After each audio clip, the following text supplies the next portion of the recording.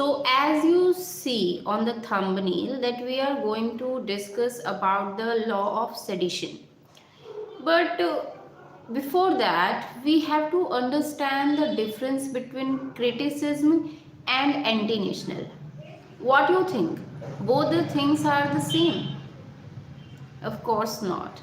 But some people, and especially if we talk about the politics, they are taking both at one side. But it is not. There is a big difference between both of them. We can't say criticism is equal to anti-national. How is it? Is there any argument for that? I can't relate with this word. Let's say understand it with some example. If you are arguing with your sibling in the house, what does it mean? That you are fighting with your family? Of course not. You are not against your family, you are not against your sibling. You are just giving your point of view about the content or whatever it is. So we can't say that criticism is equal to anti-national. But in most of the politics, when someone criticizes the government, so the easiest way or the easiest you can say weapon used by the politic is that the person is anti-national because government is representing the nation. But on the behalf of whom? Of course, on the behalf of the people. And if you are presenting the view of the people, the view of the person as anti-national, this is not making sense. So we can't say the criticism is equal to anti-national. But in most of the countries, you are going to see that whenever someone criticizes the government, suddenly and in just one word, they declared as anti-national. And for me, it doesn't making any sense. For me, it's only the politics, nothing else. Because everyone has their right to present their view. Everyone has the right to speak. They have or not. And if we especially talking about the democracy, then what is democracy? Democracy representing the government of people, by the people, for the people. And that democracy, what do you think? People don't have to give the right of speak? And when he is speaking against the government, then he is going to declare the anti-national person. If in our relationship anyone is against us, they are not directly against us. They are against of our view. And it happens generally in your daily life, even if you are one of the best friend arguing with you on your daily life. Yes or not? Of course. It doesn't making sense that if you are in love with your country, if you love your country, you can't criticize the government. Is they want to say that? And for me, it's look like. So everyone have to understand that criticism and the anti-nationalism, they both are a very different thing. You can't say both of them are equal. Of course not.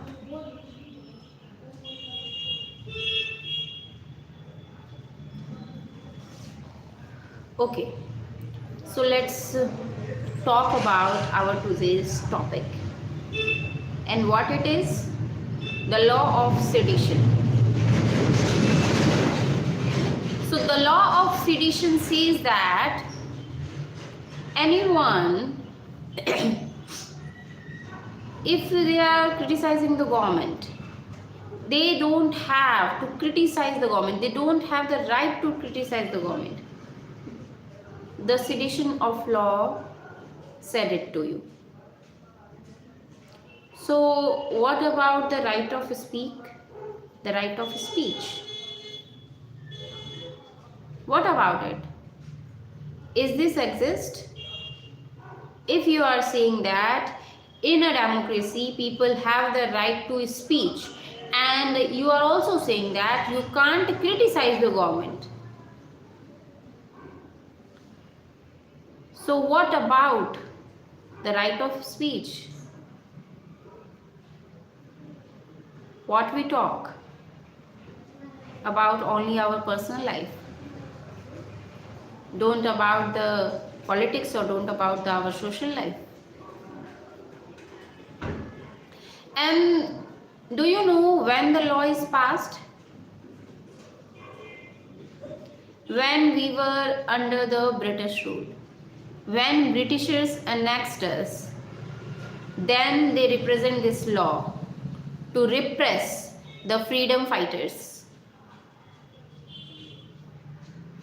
Because India was our country in that day, but ruled by the British government. And the people of India, the freedom fighters, those who can't tolerate this indiscriminity, maybe I said the wrong word.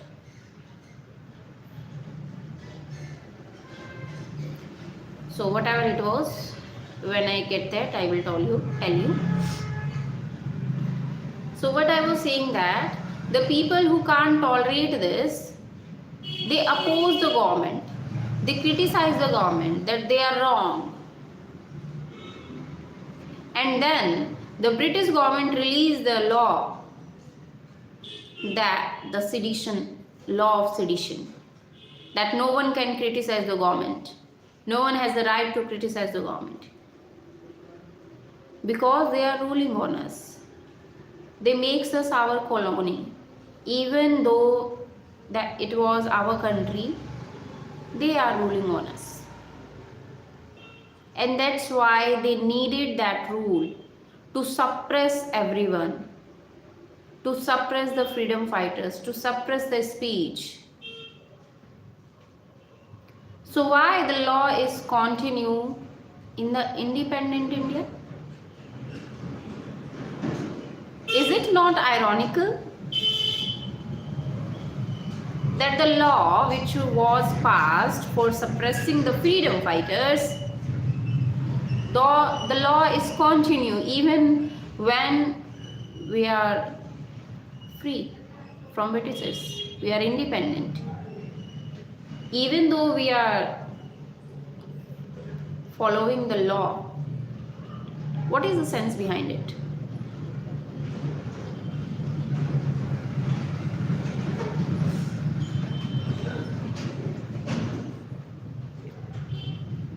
I don't know what and why.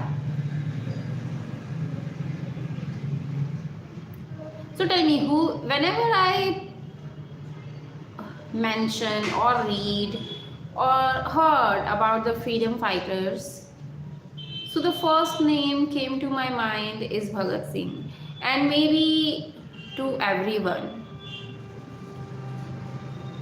Who is this for you? Whenever you heard about the freedom fighters, whose picture came to your mind? And I was like that everyone knows the Bhagat Singh, who is Bhagat Singh, everyone can identify him. But one day, one of my 5th class student was attempted is wrong in the exam, and she came and asked to me that who is he? And I was shocked that in my whole life, I am seeing the first person who don't know the Bhagat Singh, who can't identify him. And on that day, I really feel that we have to celebrate the freedom fighters so that our upcoming generations will know about it. Maybe our predecessors celebrate it gently. That's why we remember them. But maybe we are not doing the same thing. That's why our upcoming generation don't know about it.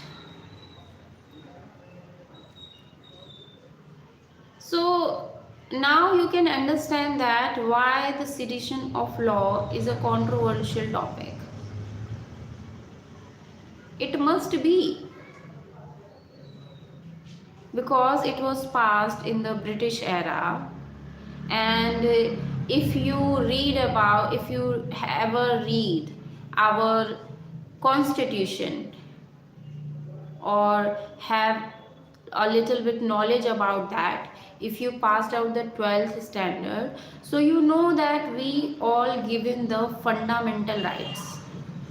Our constitution given us the fundamental right, the six fundamental right, and on that one is article 19 1 clause 1 subclause a, and it is giving us freedom of speech. And you are also telling us the law of sedition. So why the topic not became a controversial? And it doesn't making sense that if someone is criticizing the government, you are declare him anti-national. I didn't support it. I don't support it. And I don't think so anyone.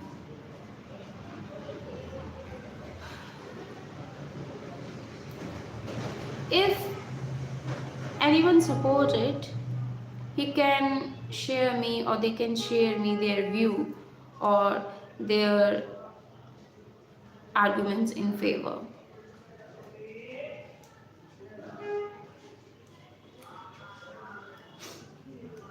Because I want to know what is the logic behind it to have that, and why people is continuing the law. What is the positive side of it? I read about it, but it doesn't making sense for me. So if someone has a strong view or fact that sedition of law is correct, then they can argue. I want to know.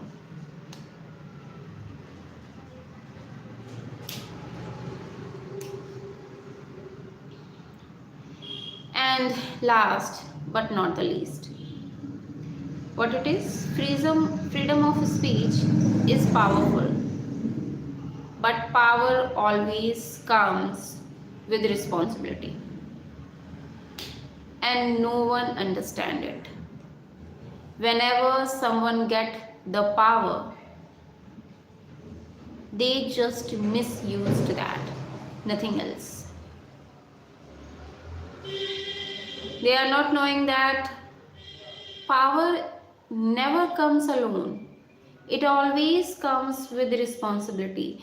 And if you are not able to take both the things, if you just choose the power, power will destroy you definitely. Definitely. Whenever you have something big in your life, first you have to manage yourself to manage it. If you talk about the power, if you talk about the money, and if you talk about person or anything that you want in your life, first you have to be able to handle that. If you can't handle responsibility with power, power will destroy you. If you can't handle the money, then it is never going to be always with you. And this rule is applying on everything. If you can't handle the things, so the things maybe come to you for a moment, but that was never long lasting. Okay, if you found the discussion informative, so like and subscribe our channel, and I will see you in next live session tomorrow. Bye bye, have a great day.